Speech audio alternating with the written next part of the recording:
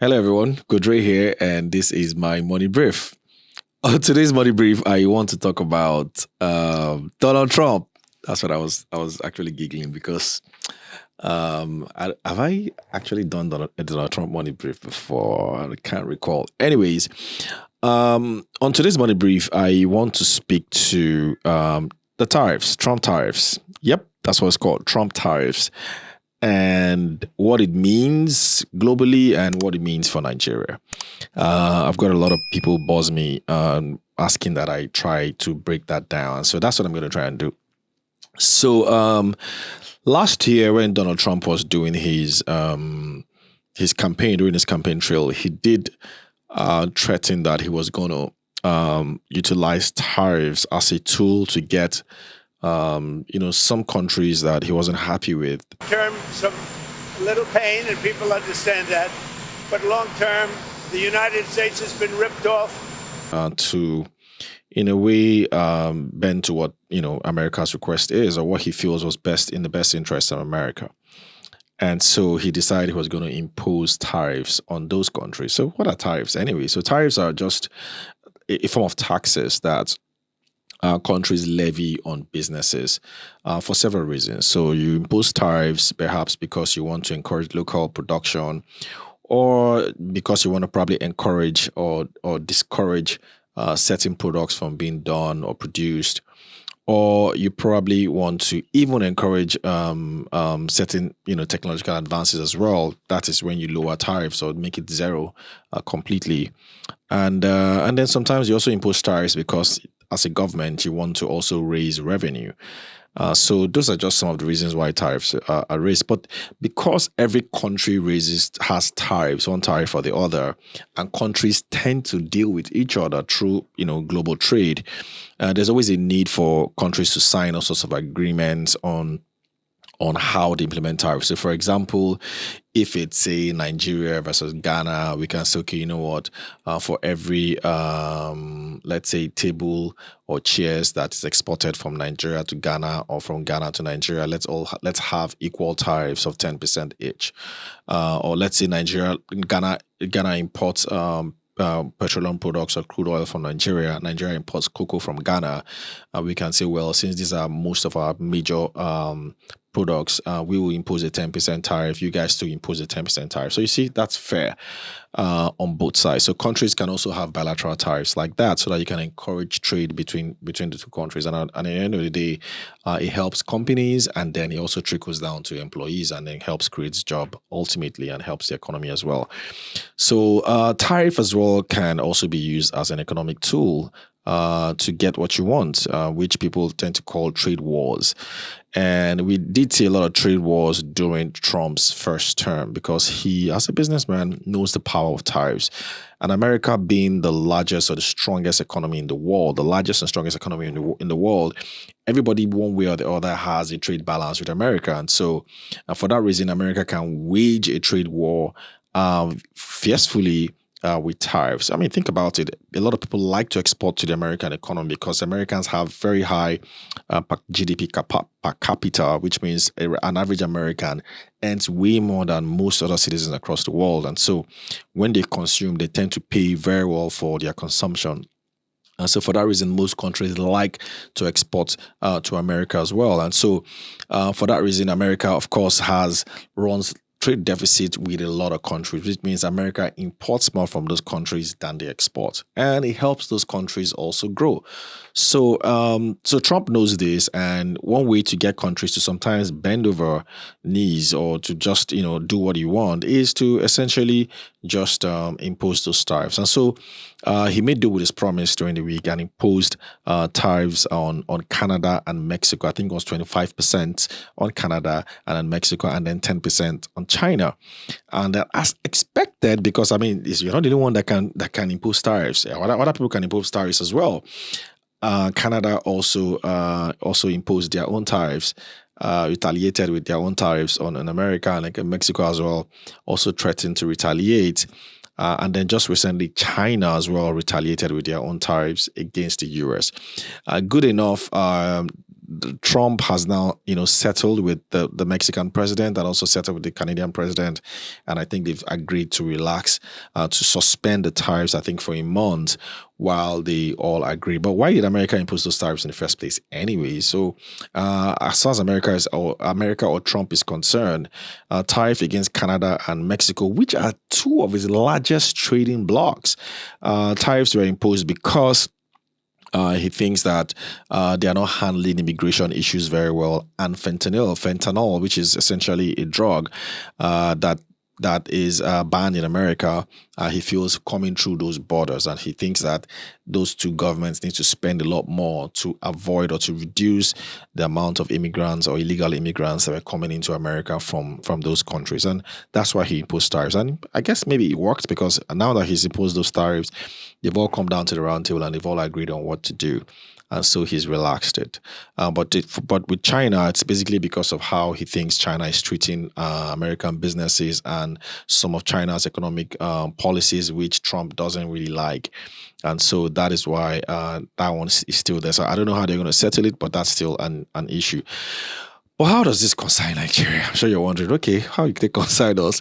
So, well, remember what I said earlier, that America runs a trade deficit with a lot of countries. And according to a recent Nairametrics survey, we do think that America runs trade deficit with about 48 or so countries across the world. That's a whole lot of countries. And Nigeria is one of those countries that it does run a trade deficit with. And so if you look at Nigeria in 2024, Nigeria had a total trade of about $9.1 billion with the US. This is according to US data, right? The US data. And this is as at September, because full year data is not out yet. So $9.1 billion.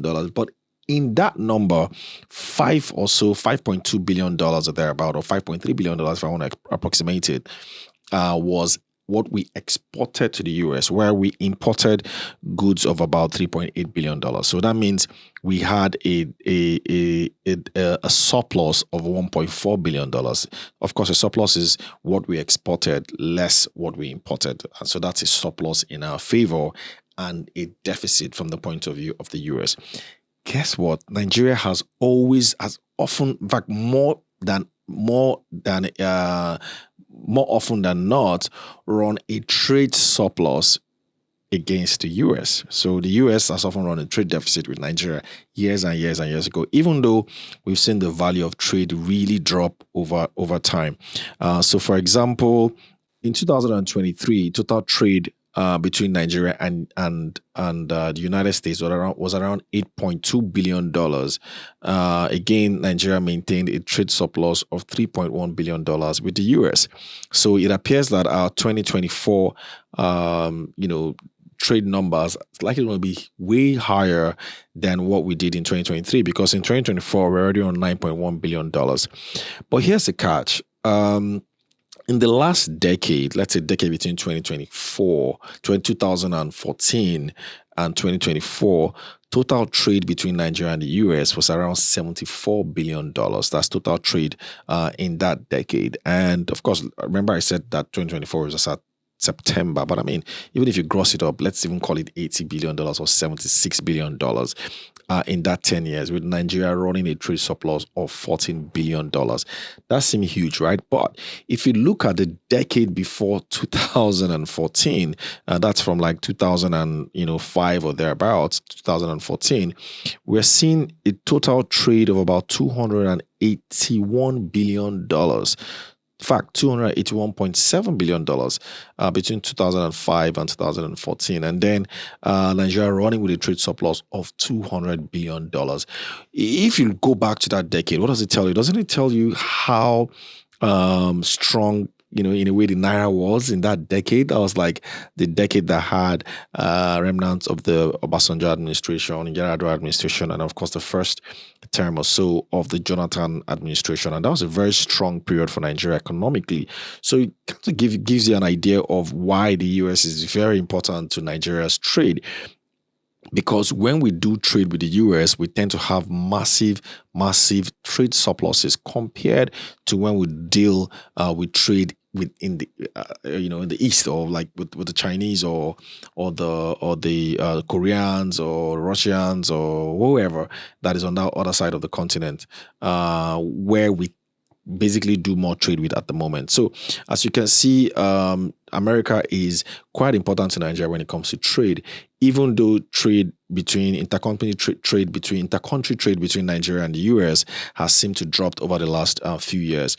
Now, Trump has said that he wants to target countries that the US runs a trade deficit with. And as I mentioned earlier, Nigeria runs a trade deficit with the United States. But the only thing that it could probably affect is the crude oil that we export to the United States. So if he does impose tariffs on the crude oil that we export to the United States, which is not a lot, to be honest, then it's likely just going to make crude oil more expensive, or fuel prices or gas prices, as they call it in the US, more expensive over there. And so I don't think he's going to do that, because he's really not going to favor American people. America takes gas seriously. As far as Trump is concerned, he actually even wants crude oil prices to go down so that gas prices can go down. Now, I know you're going to say, but he's trying to threaten, Brexit countries, or countries that are, aligned with Brexit, with higher tariffs.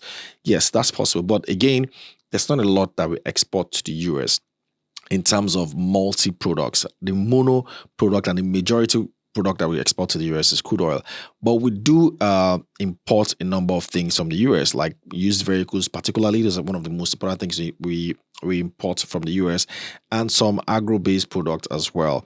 And so the threat is that if he does go ahead, or continues to, or threatens again to impose tariffs in Canada, or maintains it, then that could affect cost of vehicles as well that are being manufactured in the US, or it could even affect inflation in the US in general. And if that happens, prices of used cars could further go up. So it's a good thing that they've decided to suspend it at the moment. So that exactly is this Trump's tariffs and what it means for the world and for Nigeria. I don't know if I spoke about the world though, but for the world, nobody wants a trade war, because when you have tariffs imposed by multiple countries, then it has a way of increasing inflation rate. And we don't want inflation this year. The world has had too much inflation already.